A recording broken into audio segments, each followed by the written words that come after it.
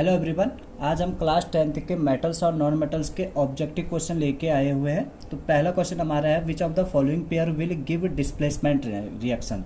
तो कौन सा पेयर यहाँ पे डिस्प्लेसमेंट रिएक्शन देगा ये कह रहा है। तो पहला ऑप्शन है मेरे पास iron sulphate solution and copper metal. क्या आयरन सल्फेट सॉल्यूशन और कॉपर मेटल हमारा डिस्प्लेसमेंट रिएक्शन देगा। दूसरा ऑप्शन है मेरे पास silver nitrate solution and copper metal. तीसरा ऑप्शन है मेरे पास copper sulphate and silver metal. और फोर्थ ऑप्शन है मेरे पास sodium chloride solution and copper metal यहाँ पे। ठीक है, तो हमें देखो डिस्प्लेसमेंट रिएक्शन क्या होता है कि highly reactive element low reactive element को क्या करता है, डिस्प्लेस करता है। Highly reactive element low reactive element को डिस्प्लेस करता है, उसे हम क्या कहते हैं, डिस्प्लेसमेंट रिएक्शन कहते हैं। तो देखो यहाँ पे कौन सा, देखो अगर मैं आयरन सल्फेट FeSO4 की रिएक्शन कॉपर से करवाता हूँ, जैसे FeSO4 की रिएक्शन मैं कॉपर के साथ करवाता हूँ, तो कॉपर अगर ज़्यादा रिएक्टिव मेटल होगा तो ये आयरन को डिस्प्लेस करेगा, तो फिर ये डिस्प्लेसमेंट रिएक्शन दे सकती है। तो हमें पता है कि कॉपर क्या होता है, लो रिएक्टिव एलिमेंट होता है, किससे, आयरन से। किससे, आयरन से। तो ये तो हमारा डिस्प्लेसमेंट रिएक्शन देगा नहीं। ठीक है, दूसरा आता है हमारा यहाँ पे सिल्वर नाइट्रेट की रिएक्शन हमने कॉपर के साथ करवानी है।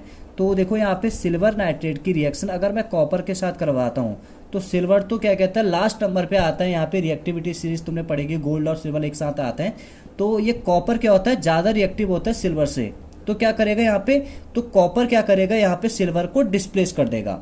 कॉपर यहाँ सिल्वर को डिस्प्लेस कर देगा। तो ये हमारा ऑप्शन नंबर बी क्या हो जाएगा, करेक्ट ऑप्शन हो जाएगा। यहाँ पे ऑप्शन नंबर बी हमारा क्या हो जाएगा, करेक्ट। वैसे अगर मैं इसकी बात करूं, यहाँ पे कॉपर सल्फेट सॉल्यूशन की रिएक्शन हम किसके साथ करवा रहे हैं, सिल्वर के साथ करवा रहे हैं। तो सिल्वर तो रो रिएक्टिव एलिमेंट है, तो कॉपर को कहाँ डिस्प्लेस कर पाएगा। और वैसे अगर हम फोर्थ वाले ऑप्शन की बात करें, जैसे सोडियम क्लोराइड की रिएक्शन मैं कॉपर के साथ करवा रहा हूँ, और हमें पता है कि सोडियम क्या होता है, हाईली रिएक्टिव एलिमेंट होता है। तो सबसे पहले पोटेशियम आता है, फिर सोडियम आता है। तो कॉपर कहाँ डिस्प्लेस कर पाएगा यहाँ पे सोडियम को। तो ये ऑप्शन भी हमारा गलत है, ये वाले भी ऑप्शन एंड ये वाला भी। तो ऑप्शन नंबर 2 क्या हो जाएगा हमारा यहाँ पे, करेक्ट हो जाएगा। ठीक है, क्वेश्चन नंबर 2 देखिए यहाँ पे 2 क्या कह रहा है, which of the following are not ionic compound. तो आयनिक कंपाउंड आपने पढ़ा होगा। यहाँ पे आयनिक कंपाउंड क्या होता है, जब मेटल की रिएक्शन नॉन मेटल के साथ होती है। मेटल की रिएक्शन नॉन मेटल के साथ करते हैं तो तब हमें क्या मिलता है, एक आयनिक कंपाउंड मिलता है। ठीक है, और वो भी क्या होता है, आयनिक कंपाउंड क्या होता है, transfer of electron. Transfer of electron from metals to non metal. अगर मेटल से नॉन मेटल में इलेक्ट्रॉन ट्रांसफर हो रहा है तो हमें एक कंपाउंड मिलता है, उस कंपाउंड को क्या कहते हैं, हम आयनिक कंपाउंड कहते हैं। तो ठीक है, तो देखो यहाँ पे पहला ऑप्शन दे रखा है यहाँ पे KCl, दूसरा ऑप्शन दे रखा है HCl, तीसरा दे रखा है CCl4 एंड फोर्थ ऑप्शन दे रखा है NaCl दे रखा है। ठीक है, तो ये कह रहे हैं कि इसमें से कौन सा आयनिक कंपाउंड नहीं है, नॉट आयनिक कंपाउंड कह रहे हैं यहाँ पे। ठीक है, तो देखो यहाँ पे कार्बन हमें पता है कि क्या है। देखो पहली बात तो देखो यहाँ पे पहले ऑप्शन को देखो, पहला ऑप्शन देखो यहाँ पे KCl। तो देखो पोटेशियम क्या होता है, एक मेटल, और क्लोरीन क्या होता है, नॉन मेटल। तो एक आयनिक कंपाउंड फॉर्म कर रहे हैं यहाँ पे। ठीक है, आयनिक कंपाउंड क्या होता है, मेटल और नॉन मेटल की रिएक्शन होती है। दूसरा है HCl की बात करें तो HCl हाइड्रोजन भी हमारा नॉन मेटल हो गया, क्लोरीन भी हमारा नॉन मेटल हो गया। तो एक तो हमें ये करेक्ट दिख रहा है। CCl4 की बात क्या, कार्बन भी हमारा नॉन मेटल और क्लोरीन भी नॉन मेटल। तो ये भी हमारा क्या होगा, करेक्ट हो जाएगा। ठीक है, ये भी हमारा आयनिक कंपाउंड नहीं बनाएगा। NaCl तो हमारा आयनिक कंपाउंड होते ही है, सोडियम क्लोराइड। सोडियम मेटल है यहाँ पे और क्लोरीन क्या है, नॉन मेटल। तो ऑप्शन देखो यहाँ पे ए ऑप्शन बोल रखा है उसने, फर्स्ट एंड सेकेंड। तो फर्स्ट तो हमारा क्या था, आयनिक कंपाउंड था। ठीक है, तो फर्स्ट और ऑप्शन ये वाला तो ऑप्शन गलत हो गया हमारा। इसमें बी ऑप्शन दे रखा है सेकंड एंड थर्ड। तो देखो सेकंड भी हमारा आयनिक कंपाउंड नहीं है और थर्ड भी हमारा आयनिक कंपाउंड नहीं है। तो ऑप्शन नंबर क्या हो जाएगा हमारा, बी। ये ऑप्शन नंबर बी हमारा करेक्ट हो जाएगा। ठीक है, थर्ड ऑप्शन देखो, थर्ड क्वेश्चन देखो यहाँ पे, example of the amphoteric oxide. Amphoteric oxide, और एम्फोटेरिक ऑक्साइड क्या होता है, एक ऐसे मेटल ऑक्साइड होते हैं, एक ऐसे मेटल ऑक्साइड होते हैं जो एसिड और बेस दोनों के साथ रिएक्शन करे। एसिड और बेस दोनों के साथ रिएक्शन करे। जब ये एसिड के साथ रिएक्शन करते हैं तो उस केस में क्या होता है, ये बेस का काम करेंगे, और जब ये बेस के साथ रिएक्शन करते हैं उस केस में ये एसिड का काम करते हैं। क्योंकि हमें कभी भी हम यहाँ पे एसिड और बेस की रिएक्शन करते हैं तो हमें क्या मिलता है, सॉल्ट प्लस का वाटर। क्या मिलता है, सॉल्ट प्लस का वाटर, ये हमें मिलता है, ये हमें पता है, ठीक है। तो एम्फोटेरिक ऑक्साइड क्या होता है, जब ये एसिड के साथ रिएक्शन करेंगे तो ये बेस का काम करेंगे, जब बेस के साथ रिएक्शन करेंगे तो ये एसिड का काम, क्योंकि ये हमें रिजल्ट क्या देते हैं, सॉल्ट और वाटर। तो सॉल्ट और वाटर हमें कब मिल सकता है, जब एसिड बेस की रिएक्शन होती है, ठीक है। तो एम्फोटेरिक ऑक्साइड यहाँ पे मेटल ऑक्साइड होते हैं, कुछ मेटल ऑक्साइड होते हैं। तो जैसे हमारे पास दो वैसे मेटल ऑक्साइड क्या होता है एम्फोटेरिक, एक तो होता है जिंक ऑक्साइड और दूसरा क्या होता है एल्यूमिनियम ऑक्साइड। क्योंकि देखो ये अगर हमने पढ़ा होगा कि कभी भी हम मेटल की रिएक्शन वाटर के साथ करवाते हैं, मेटल की रिएक्शन वाटर के साथ करवाते हैं, तो हमें रिजल्ट में क्या मिलता है, मेटल हाइड्रोक्साइड मिलता है, मेटल हाइड्रोक्साइड मिलता है, नहीं मिलता है। तो देखो सारे केसेस में मेटल हाइड्रोक्साइड हमें नहीं मिलता है, ये बात ध्यान रखना है यहाँ पे, सारे केसेस में हमें मेटल हाइड्रोक्साइड नहीं मिलता है।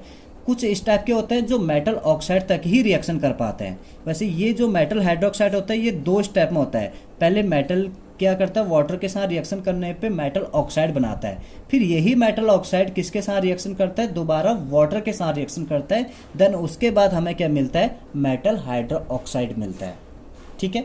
लेकिन कुछ मेटल इस टाइप के होते हैं कि वो मेटल ऑक्साइड तक ही, यानी कि पहले स्टेप तक ही पहुंच पाते हैं, तो उन्हीं को क्या कहते हैं हम इसमें एम्फोटेरिक ऑक्साइड। तो इसमें एक हमारे पास दो एम्फोटेरिक एग्जांपल हैं, जिंक ऑक्साइड और एक एल्यूमिनियम ऑक्साइड। ये बहुत इंपॉर्टेंट क्वेश्चन है, यहाँ से क्वेश्चन बनता है, ठीक है। तो हमें देखो यहाँ पे सोडियम ऑक्साइड तो होगा नहीं, ठीक है, पोटेशियम ऑक्साइड भी नहीं होगा, तो एल्यूमिनियम ऑक्साइड ये क्या हमारे पास एम्फोटेरिक ऑक्साइड। तो ऑप्शन नंबर सी क्या हो जाएगा हमारा correct. Question number 4, which of the following non metal is lustre. Lustre यानी कि शाइनिंग, एक ऐसी प्रॉपर्टी होती है जो चीज़ शाइन होती है यहाँ पे। तो मेटल्स में जनरली हमें पता है कि सारे मेटल शाइनिंग होता है, उनका सरफेस क्या होता है, शाइनिंग होता है, और नॉन मेटल क्या होता है, ये लस्टर की प्रॉपर्टी इनमें नहीं होती है। कुछ यहाँ पे एक्सेप्शन भी थे हमारे पास। तो एक्सेप्शन में हमने देखा होगा कि आयोडीन एक नॉन मेटल है बट ये चमकता है, तो इसमें ये कह रहा है कि विच of the following non metal is lustrous कह रहा है। तो लस्ट्रस कौन सा हो जाएगा यहाँ पे, आयोडीन। तो ऑप्शन नंबर डी हमारा करेक्ट हो जाएगा। क्वेश्चन नंबर 5 क्या कह रहा है, which one among the following is acidic oxide.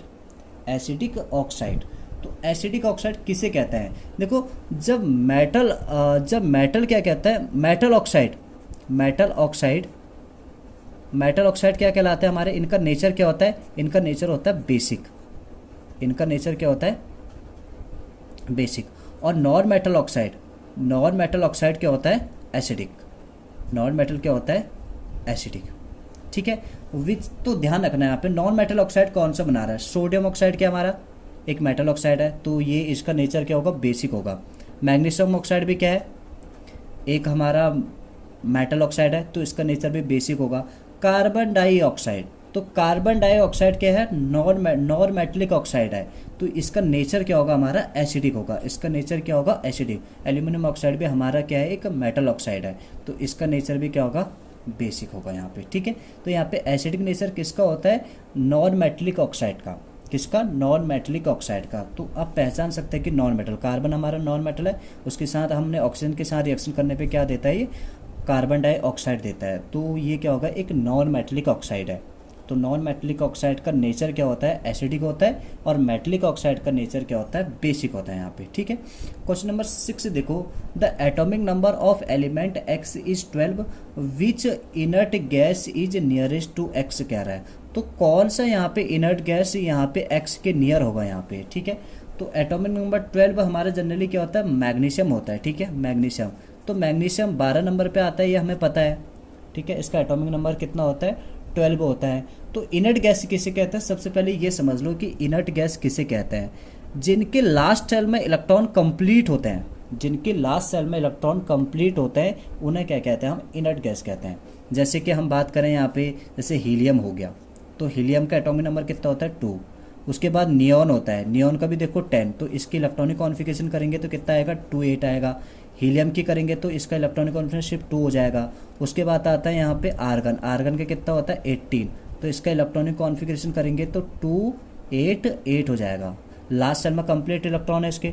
तो इस टाइप के जो इतने भी गैसेस होते हैं उन्हें क्या कहते हैं, हम इनर्ट गैसेस कहते हैं, ठीक है, जिनके लास्ट सेल में हमारे पास कंप्लीट इलेक्ट्रॉन होते हैं, फुलफिल होता है उनके लास्ट सेल में इलेक्ट्रॉन।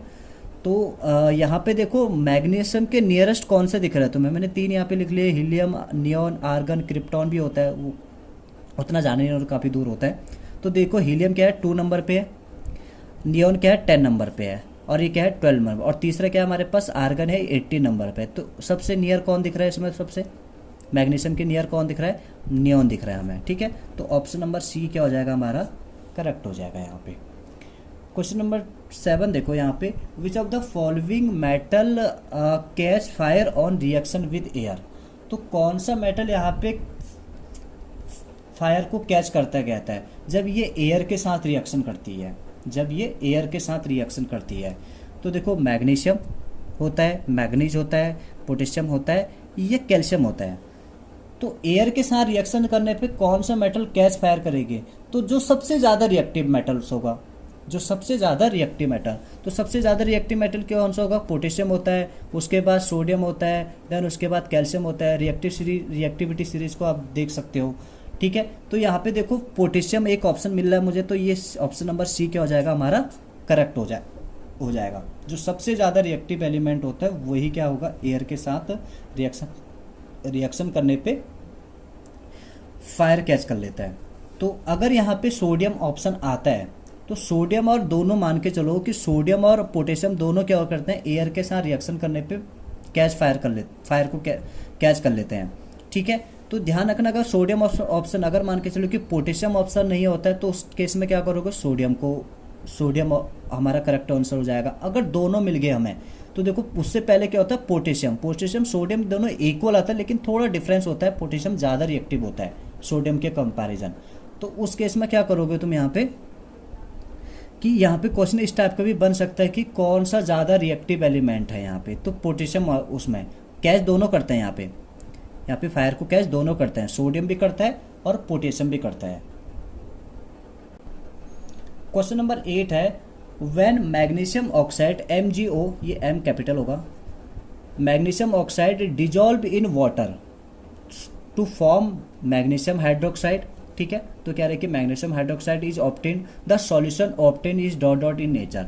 तो इस सॉल्यूशन का नेचर क्या होगा कह रहे हैं यहाँ पे, ठीक है।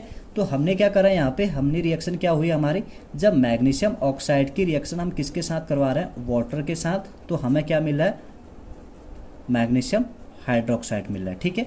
तो ये कह रहे हैं यहाँ पे, तो इसका नेचर क्या होगा कह रहा है, इसका नेचर। तो देखो ये मैग्नीशियम हाइड्रोक्साइड का नेचर बताना है तुम्हें कि इसका नेचर क्या होगा, ठीक है।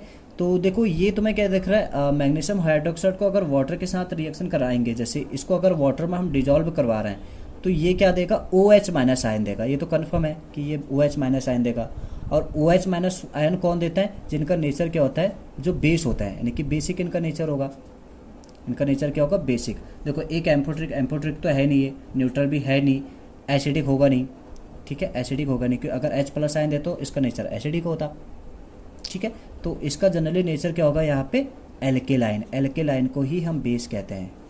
बेस किसे कहते हैं, वो एल्केलाइन किसे कहते हैं, वो बेसिस जो वाटर के साथ डिजॉल्व हो जाता है कंप्लीटली, तो उन्हें क्या कहते हैं, हम एल्केलाइन कहते हैं या एल्कली कहते हैं, ठीक है। तो ये हमारा ऑप्शन नंबर क्या हो जाएगा यहाँ पे, बी वाला ऑप्शन हो जाएगा। तो नेचर देख लेना ये किस नेचर का है, बेस का नेचर दिख रहा है तुम्हें इसमें, तो इसे क्या कहेंगे हम, एल्केलाइन भी कहते हैं।